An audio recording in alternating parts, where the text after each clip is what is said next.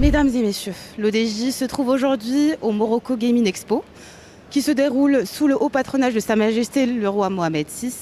Aujourd'hui, nous allons rencontrer quelques startups qui vont nous parler de leurs projets ainsi que les défis qu'ils rencontrent.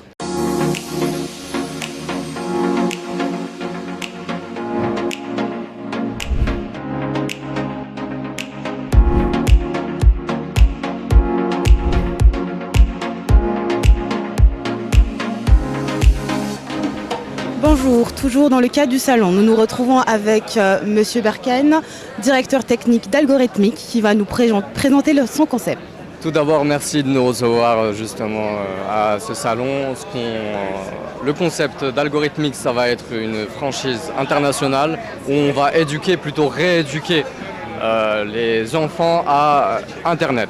Plus généralement Internet, mais on va se spécialiser dans la programmation.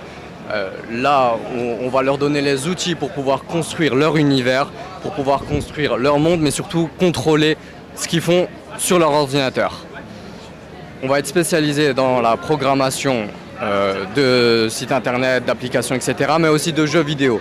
On est certifié Unity, qui est le seul centre de formation certifié au Maroc par justement Unity, qui est un logiciel de conception de jeux vidéo.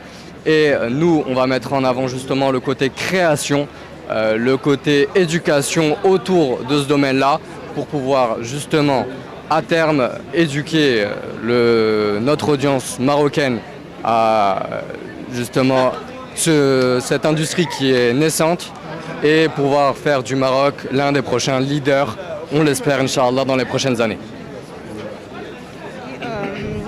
Dans le contexte marocain, quels sont selon vous les freins concrets au développement des startups dans le secteur du gaming?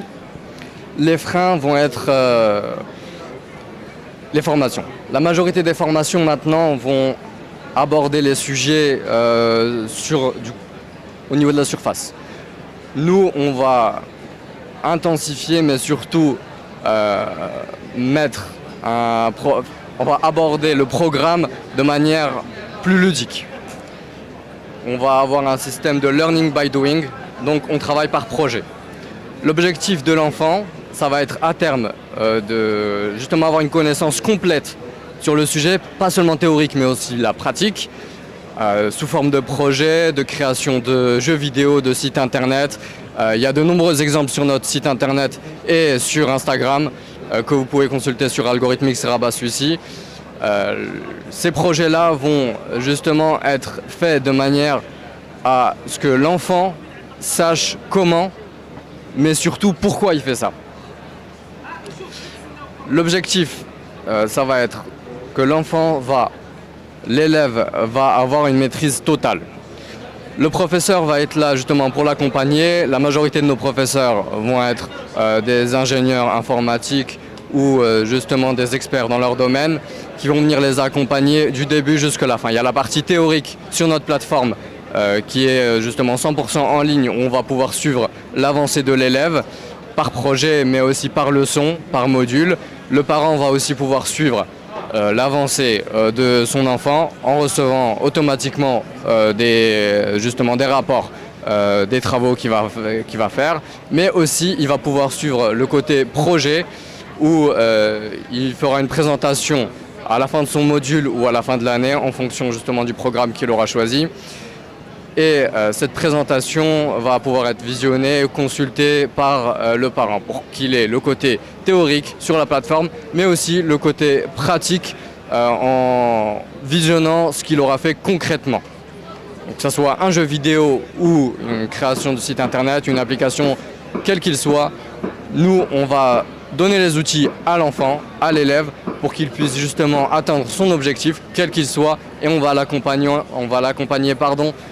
justement dans cet objectif-là. Et comment voyez-vous évaluer la relation entre les joueurs et les jeux dans les 5 prochaines années? La relation concernant justement ces deux mondes, c'est que c'est le même monde. Les créateurs et les consommateurs, en général, sont les mêmes personnes.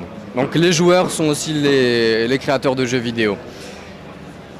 Par contre, le problème, c'est que les créateurs de jeux vidéo vont avoir accès à des outils qu'ont pas la majorité justement des joueurs. Nous, on va rééquilibrer ce monde-là. On va donner justement l'opportunité aux consommateurs, aux joueurs de jeux vidéo basiques, de pouvoir avoir accès à ces outils-là pour pouvoir créer leur propre monde. Donc, ils ont imaginé un jeu vidéo, une application, un monde virtuel, quel qu'il soit. On va pouvoir leur montrer comment l'obtenir, comment le créer, comment faire en sorte que justement le monde pourra l'utiliser, et on a de bons résultats. On a des enfants, des étudiants qui à terme créent leurs propres jeux vidéo qui sont utilisés par des centaines voire des milliers d'utilisateurs, sachant que Algorithmix c'est une communauté mondiale, donc les enfants et les élèves d'autres pays vont pouvoir aussi tester les jeux vidéo et discuter, justement faire un retour en direct du jeu vidéo créé par l'enfant, admettons au Maroc, des enfants en Asie, en Amérique du Nord ou en Amérique du Sud vont pouvoir justement tester, créer, consommer et faire un retour direct. Donc cette barrière entre créateurs et consommateurs est en train de diminuer de plus en plus. Ce qu'on essaye, c'est que on essaye d'égaliser les deux mondes pour que, comme créateurs, comme consommateurs, puissent justement avoir accès aux mêmes outils.